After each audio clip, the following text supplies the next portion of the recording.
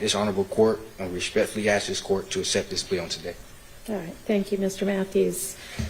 Mr. Huey, I am sure that Mr. Matthews Sr. and Mr. Matthews Jr. have, I know that they have been working with you and negotiating with the state for over, I'm sure, the entire course of this trial and proceeding, but very, very hard over the last week and a couple of days to get where we are right now. And I know that you know that given the severity and the number of charges that you were facing, that had you been convicted of all of those charges at trial, you were looking at the possibility of 3 consecutive life sentences, plus I think about 100 years after that.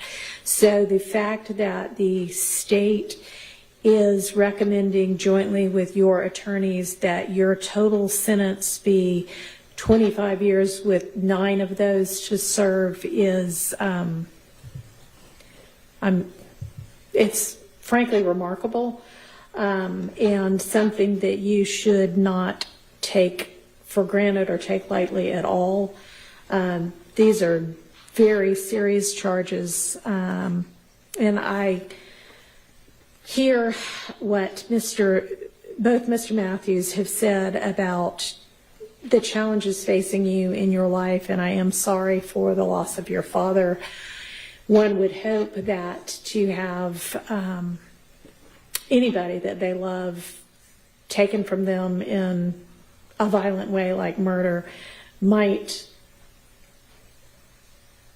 have an impact upon their lives that would lead them in the right direction, but it's not particularly surprising that sometimes that's not what happens and it goes in a worse direction instead.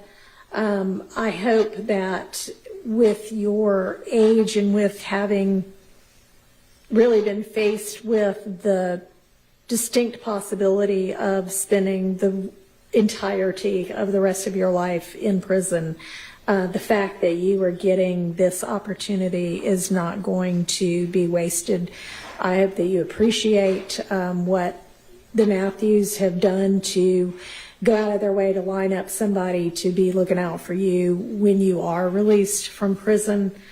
I want to ask you, just like I have asked both Mr. Nichols and Mr. Ryan, is this your decision to enter this guilty plea? Because no matter what your attorney's advice is, it's ultimately up to you whether to plead guilty or continue with the trial. So is this what you want to do?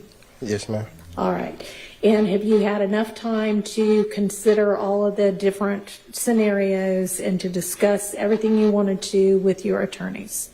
Yes, ma'am. All right. All right. I think it's very clear that this plea is to your benefit, considering the potential downside of moving forward with the continued trial. I find there to be a factual basis to this plea. I appreciate the fact that y'all have stipulated that there is a factual basis, and I find the plea to be freely, knowingly, intelligently, and voluntarily entered with an understanding of the consequences, and I will accept it as such. And I will sentence in accord with the negotiated recommendation. I'm not going to read everything out again. We thankfully got it in writing for the sentence sheet, but in accord with what was put on the record and what is reflected in this, this document, with a total sentence of 25 years to serve 9 in custody, balance of 14 years after that, 9 of those on probation and 5 suspended. And I'm going to impose the special conditions that you have already acknowledged and acknowledged that you would abide by.